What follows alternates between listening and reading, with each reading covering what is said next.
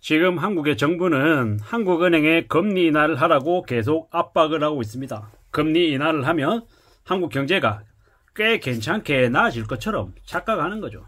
근데 냉정하게 잘 생각해보면 미국이 기준금리를 인하했다고 한국이 금리를 인하할 수 있는 여력이 생긴 게 아니다라는 말씀을 드립니다. 미국은 5.0, 한국은 여전히 3.5, 1.5%나 한국이 낮은 상태다. 실제로 미국이 올 연말까지 해서 4.5로 내려도 1%의 간격을 두고 있는 상황은 여전히 한국보다 미국이 금리가 높은 상태라는 겁니다.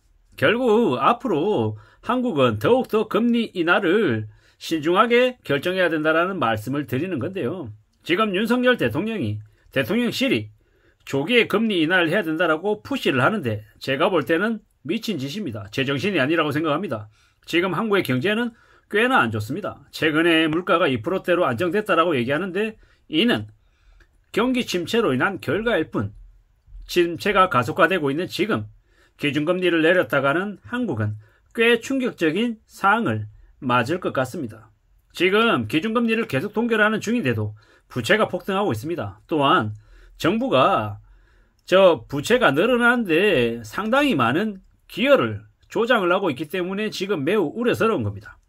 정책금리를 전체 대출금액 40조 중에 30조 이상을 정책 대출입니다.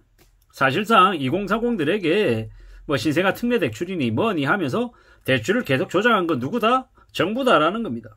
이런 미친 상황에 이제 금융권들에게 뭐라 그럽니까? 대출 조율을 조정하라. 대출이 너무 많이 늘어나고 있다라고 얘기하는데 실제로 정부가 대출을 늘리는 걸 조장해놓고 실제로 금융권들에게 혼내는 좀 말도 안 되는 상충이 지금 벌어지고 있는 겁니다.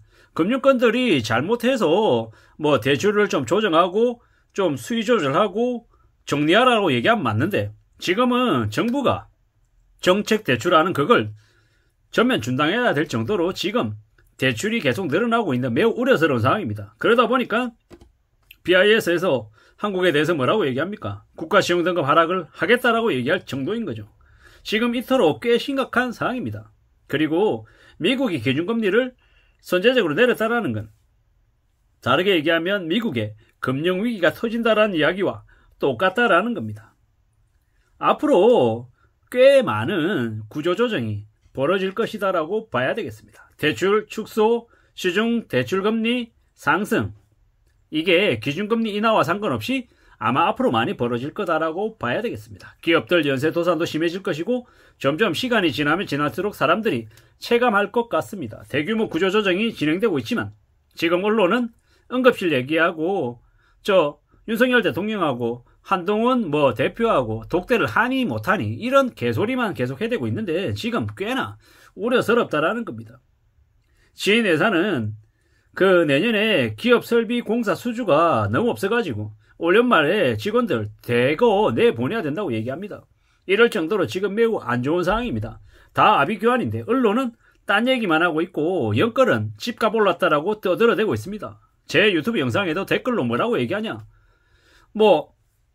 강남에 사는 부부 맞벌이가 소득이 2억 이상이면 10억, 15억 대출 받는 거는 충분히 가능한 얘기니 그네들 배 아파하지 말라라는 개소리를 해댑니다. 미친놈들이죠. 2억, 3억 버는 걸 되게 아무렇지도 않게 이야기하는 그들은 쓰레기들이고 인간 말종들이고 악인들입니다. 악마들이죠. 그들은 전부 다 단두대에 세워가지고 목을 잘라야 될 진짜 개 잡놈들이다라고 저는 생각합니다. 그런 놈들이 무수히 많은 사람을 비치게 만들고 하층민으로 전락시키고 잡아먹는 악기들이다라고 생각합니다. 지금 이제 경기 대응 완충자본 적립 이미 2024년 5월 1일부터 시행 중입니다. 금융권들이 그에 맞춰서 착착착 금리를 계속 올리고 있다라는 겁니다. 가상금리를 말입니다. 좀 지나면요 가계 대응 완충자본 적립도 있을 거라고 합니다. GDP 대비 부채 비율을 축소시켜야 되는 겁니다.